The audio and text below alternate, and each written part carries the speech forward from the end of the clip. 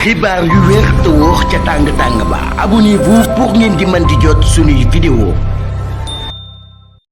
dal leen ak jàmm seen chaîne bii di Buzz 221 HD. waa mouvement bii di FRAPP di akub mouvement national bi nga xam ne lu leen tax a jóg moom mooy réewu Sénégal daal di am souveraineté fépp ci àdduna bi daal di nañu jóg daal di xamal président Bassirou Diomaye Faye ak premier ministre am bii di Ousmane Sonko que ne banque mondiale ak FMI ñi nga xam ne seen njugteel moom mooy daal di noot pays yu nekk ci Afrique waratuñ leen a exiger benn politique ba suñu dirigeants yi daal di leen ciy topp. si li ni mel waa mouvement FRAPP France Dégage ne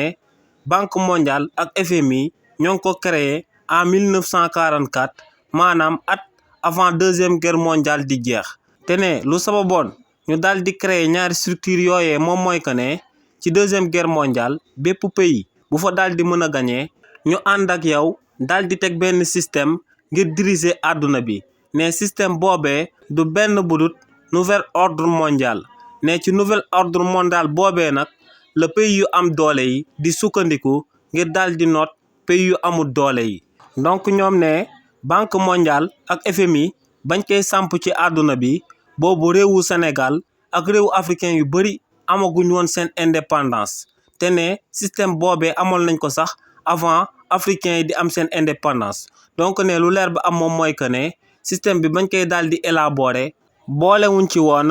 pays africains yi ne li ni mel nag moom moo sabab banque mondiale ak FMI bépp pays bu ci sukkandiku ne da ngay amal akub développement ne pays boobee day daal di nax boppam. ñoom nee nag gouvernement bu bees bu daal di nekk ci bopp réewu Sénégal dañoo jàmmaarloog président Macky Sall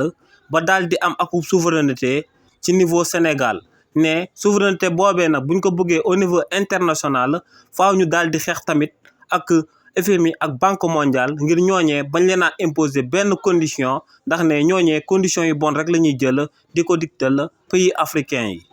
xibaar yu wér te wóor ca tàng ba abonnez-vous pour ngeen di mën di jot suñuy vidéo.